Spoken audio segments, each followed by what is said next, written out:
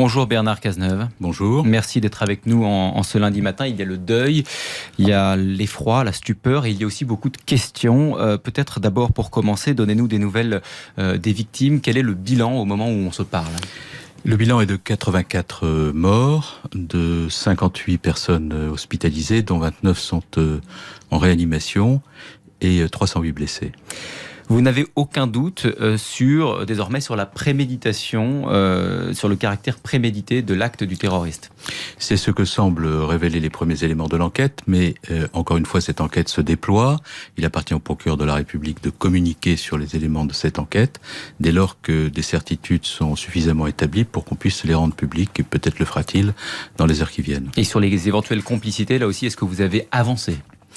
Il y a des personnes qui ont été mises en garde à vue, 7 personnes ont été mises en garde à vue, dans l'entourage ou parmi ceux qui ont pu à un moment donné être en contact avec le terroriste pour lui fournir des armes. Et bien entendu, sur ce sujet aussi, le procureur de la République aura à établir le profil de ceux qui ont été interpellés. Mais ce que je peux vous dire à l'heure qu'il est, c'est que l'enquête avance, que les interpellations ont lieu et que tous les moyens de la police judiciaire et des services antiterroristes sont mis à la disposition du procureur de la République dans une relation, comme à l'accoutumée, exemplaire pour que nous puissions très vite comprendre et savoir. Et vous nous confirmez que 3 des gardés à vue sont désormais dans les locaux de l'antiterrorisme à Levallois ? Je ne confirme rien de ce que je n'ai pas à rendre public compte tenu de ce que sont mes responsabilités. Le fait que l'attentat a été revendiqué par l'État islamique, que le mode opératoire soit un de ceux prônés par l'organisation, est-ce que tout cela signifie pour vous que c'est un attentat islamiste ? Non, mais c'est un attentat qui a été revendiqué par l'État islamiste. C'est un attentat à caractère terroriste. Et cela est apparu clairement dès les premiers instants. Maintenant, ce qu'il faut savoir, c'est quels étaient les liens entre celui qui a commis cet attentat abject et les réseaux terroristes. Et ces liens, pour l'instant, ne sont pas établis par l'enquête. Donc il faut toujours sur ces sujets-là être prudent et dire les choses à mesure que l'enquête se déploie. Mais comme l'a indiqué le Premier ministre et comme j'ai pu le dire moi-même, le mode opératoire est un mode qui emprunte totalement à ce que sont les messages de Daesh qui appellent et provoquent au terrorisme en demandant à ce qu'on attaque des lieux symboliques à des moments symboliques en faisant le maximum de victimes. Donc on ne peut pas exclure pour le moment qu'il s'agisse de l'acte d'un loup solitaire, comme on dit. Mais on ne peut pas exclure qu'un individu très équilibré et très violent, et ça, il semble que sa psychologie témoigne de ses traits de caractère, est à un moment, dans une radicalisation rapide, était engagé dans ce crime absolument épouvantable. Bernard Cazeneuve, il faut parler des questions et aussi de la colère qui ont surgi après le drame de jeudi soir. 18 mois se sont écoulés, Charlie Hebdo, l'Hypercacher, le 13 novembre, Magnanville, Nice, 4 ans aussi depuis Toulouse. Est-ce que ça signifie qu'il faut tout changer, augmenter encore notre dispositif antiterroriste ? Mais nous avons changé beaucoup de choses. Est-ce qu'il faut encore changer ? Oui, mais d'abord commençons par expliquer ce qui a été fait, parce que vous avez vu que il n'y a pas eu de respect par un certain nombre d'acteurs de la classe politique de la période de deuil. Et que immédiatement des polémiques sont survenues qui personnellement m'ont beaucoup attristé et choqué parce que il y a un drame, il y a une considérable souffrance. Et dans un drame et une souffrance nationale et qui affecte des familles, il y a qu'un seul but que l'on doit atteindre. Expliquer et dire rigoureusement la vérité. Alors parlons de ce qui a été fait et de ce qui doit être fait. La vérité, Monsieur Chaput, est la suivante, c'est que nous avons depuis maintenant de nombreux mois pris un ensemble de mesures pour protéger les Français. Nous les avons prises dans l'urgence parce qu'il y avait beaucoup à faire. Quelles sont ces mesures ? D'abord, nous avons rehaussé considérablement les effectifs des services de sécurité, des services de renseignement, en engageant la création de 9000 postes là où il en avait été supprimé 12 500. Nous avons engagé une réforme considérable du dispositif de suivi des terroristes et de nos services de renseignement. Comment nous l'avons fait ? En votant 3 lois antiterroristes. Ces lois antiterroristes nous ont permis, celle de 2012, portée par Manuel Valls, de pénaliser l'activité de nos nos ressortissants sur le théâtre d'opérations terroristes à l'étranger. La loi que j'ai portée en novembre 2014 a permis de bloquer les sites internet qui appellent et provoquent au terrorisme, de mettre en place l'infraction individuelle terroriste, de donner aux services d'enquête des moyens d'enquête, notamment sur internet, permettant de détecter les terroristes. Tout cela, c'est ce qui a été fait. Non, mais c'est important de l'expliquer. Permettez-moi de le faire, puisque le président Sarkozy, hier soir à la télévision, a dit que au cours des 18 mois, rien n'avait été fait de ce qui devait l'être. Donc, je pense qu'il est très important pour les Français... Tout n'a pas été fait, dit-il. Non, mais je veux expliquer ce qui a été fait pour que les Français sachent ce que le gouvernement a fait et qu'ils comprennent que nous mobilisons tous les moyens de l'État pour assurer la protection du pays dans un contexte de menace terroriste. Mais avant de parler des polémiques, les questions que peuvent se poser les Français, c'est... Jérôme Japy, je ne vous parle pas des polémiques. Là, moi, je ne fais pas de polémiques. Je les trouve indignes dans le contexte. Je vous explique ce que nous avons fait.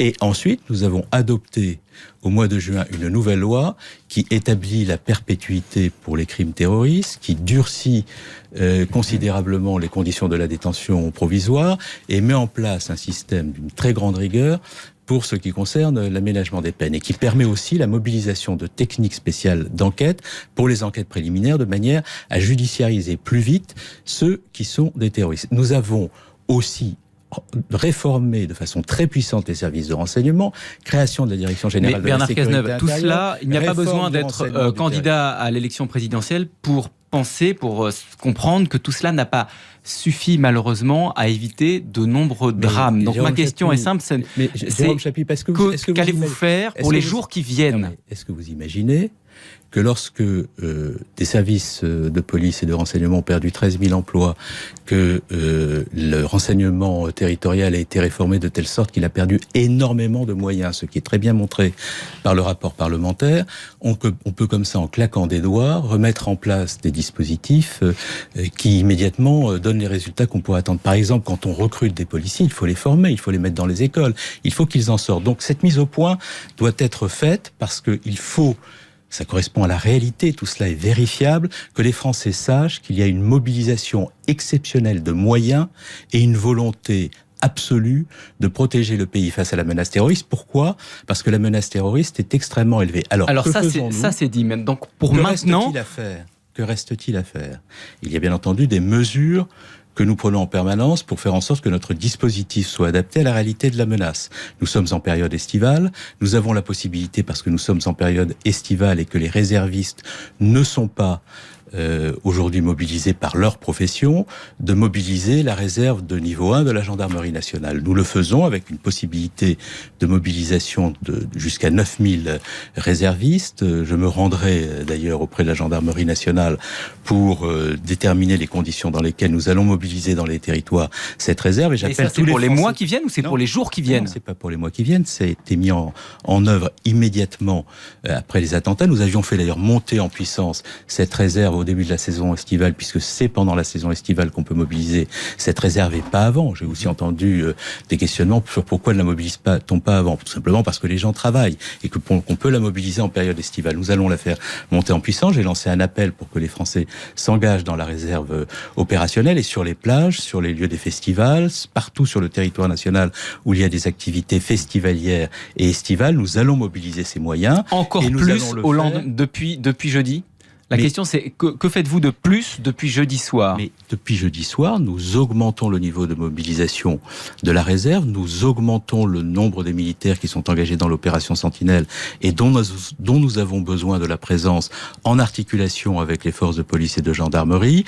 J'ai encore précisé par un télégramme ce week-end ce qui doit être fait en matière de patrouille dynamique, de mobilisation des forces spécialisées dont j'ai réformé l'implantation territoriale pour permettre une intervention rapide en cas d'attentat. Nous mobilisons tous ces moyens en permanence. Et sur un plan budgétaire, est-ce qu'il faut s'attendre à des efforts pour le budget qui sera présenté cet automne? Nous avons, à travers la création des 9000 emplois, l'augmentation de 17% des crédits alloués aux forces de sécurité, là où ils avaient diminué d'autant dans une période qui n'est pas si lointaine, fait des efforts considérables. Et s'il y a des efforts supplémentaires qui doivent être faits, nous les ferons. Je vous parlais par exemple de la décision que nous avons prise de mobiliser la réserve de niveau 1. C'est un effort budgétaire que nous avons décidé de faire au début de la saison estivale et qui, bien entendu, a fait l'objet d'arbitrage de la part du président de la République et du Premier ministre. De manière très concrète, dans les lieux où il va y avoir des foules dans les prochains jours, on a été évidemment tous surpris de la possibilité pour un camion de pénétrer sur la promenade des Anglais. Est-ce qu'il y a des dispositifs qui vont être mis en œuvre, du type, certains parlent de herses, d'autres de camions anti-émeutes, pour éviter un nouvel attentat de ce type? Mais d'abord, revenons sur les événements de Nice, parce que là aussi, j'ai entendu beaucoup de choses, et je crois qu'il importe que l'on puisse dire la vérité de façon claire aux Français.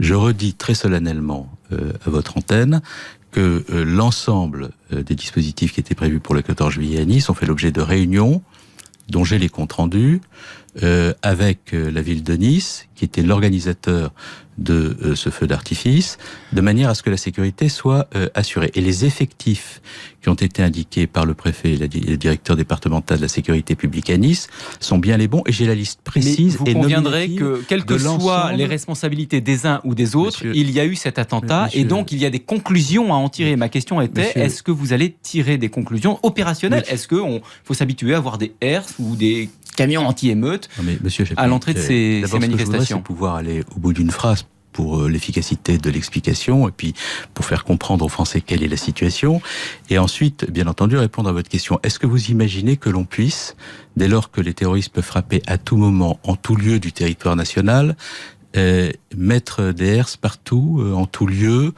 en sachant de toutes les façons que même si nous le faisions, nous ne protégerions pas nécessairement les Français en garantissant le risque zéro, et même dans les pays qui sont très soumis à ces attentats, ce type de mesures ne sont pas mises en œuvre. Ce qu'il faut pour protéger les Français, et c'est toute la difficulté de la tâche à laquelle nous sommes confrontés, c'est d'abord permettre de mettre hors d'état de nuire ceux qui peuvent commettre ces attentats. C'est la raison pour laquelle toute la stratégie qui est la nôtre est de déjouer des attentats en menant des enquêtes et en judiciarisant le plus rapidement possible ceux qui peuvent les commettre.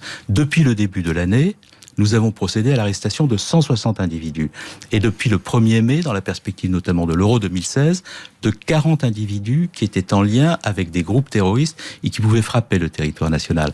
Donc, ce qui garantit l'efficacité de la lutte antiterroriste, c'est la difficulté de la tâche, mais c'est aussi le but que nous devons atteindre, c'est de procéder à la judiciarisation le plus rapidement possible de ceux qui peuvent présenter une menace. La deuxième chose que nous devons faire, c'est déployer le maximum de nos moyens de façon la plus pertinente possible pour assurer la protection des Français. Ça veut dire des patrouilles dynamiques, des BAC, brigades anticriminalité, des psys de la gendarmerie susceptibles d'intervenir rapidement en étant bien armés, bien équipés. Je vous rappelle que nous avons fait des efforts considérables de rééquipement de ces forces qui étaient en déshérence. Et troisièmement, nous réimplantons sur le territoire national autrement les forces spécialisées, c'est-à-dire le GIGN, le RAID, la BRI, de manière à permettre une intervention extrêmement rapide de ces forces. Et je demandais à chaque préfet de zone, site par site, en liaison avec les maires des villes où sont organisées des manifestations, de bien vouloir mobiliser tous les moyens, ceux de la police municipale et ceux de la police nationale, en définissant des dispositifs de patrouille dynamique, de présence en continu, qui permettent d'assurer, dans les meilleures conditions, la protection des Français. La présence des militaires, en lien évidemment avec les forces de l'ordre, à quoi sert-elle concrètement? Jeudi soir, il y avait sur place des militaires. Certains, ici même d'ailleurs sur RTL, se sont étonnés du fait qu'ils ne puissent pas intervenir. Mais il y avait d'abord sur la promenade des Anglais des policiers nationaux. 64 policiers nationaux. Et ces policiers sont intervenus immédiatement après que le camion est entré sur la promenade des Anglais, non pas en empruntant la promenade elle-même, mais en contournant, en forçant le dispositif, pour essayer de mettre hors d'état de nuire. À quoi servent les militaires qui sont présents? Est-ce que je peux terminer? Et ils ont mis hors d'état de nuire en quelques minutes ce criminel épouvantable et abject. Bon, les militaires sont là pour assurer la protection d'un certain nombre de lieux par leur patrouille aux côtés des forces de sécurité intérieure. Il y a des militaires devant des lieux de culte, il y a des militaires devant des institutions, il y a des militaires dans les infrastructures de transport, il y a des militaires désormais au contrôle aux frontières. Et donc, dans un contexte où nous avons perdu beaucoup d'effectifs dans la police et dans la gendarmerie, où la reconstitution de ces effectifs implique le passage dans les écoles, et donc il y a un délai entre le moment où où nous décidons de créer les postes et le moment où ils sont effectivement sur le terrain, parce que des policiers et des gendarmes, ça se forme dans les écoles de la police nationale et de la gendarmerie nationale. La mobilisation de sentinelles permet d'avoir des militaires avec des policiers et des gendarmes qui assurent l'efficacité du contrôle aux frontières, qui assurent la sécurisation dans les infrastructures de transport. Et ces effectifs-là, nous en avons besoin, bien entendu, dans le contexte. Alors, il y a une polémique, on l'a entendu, notamment l'ancien maire de Nice, Christian Estrosi, qui est aujourd'hui premier adjoint, qui vous fait le reproche de ne pas avoir mis en œuvre suffisamment d'effectifs jeudi soir. D'abord, est-ce que vous êtes prêt éventuellement à une enquête indépendante ou une enquête des services pour que toute la lumière soit faite sur ce qui s'est passé jeudi soir? D'abord, je vais le dire comme je le pense avec la plus grande sincérité. Ce qui s'est passé depuis jeudi soir m'a profondément choqué, et je crois choqué beaucoup de Français.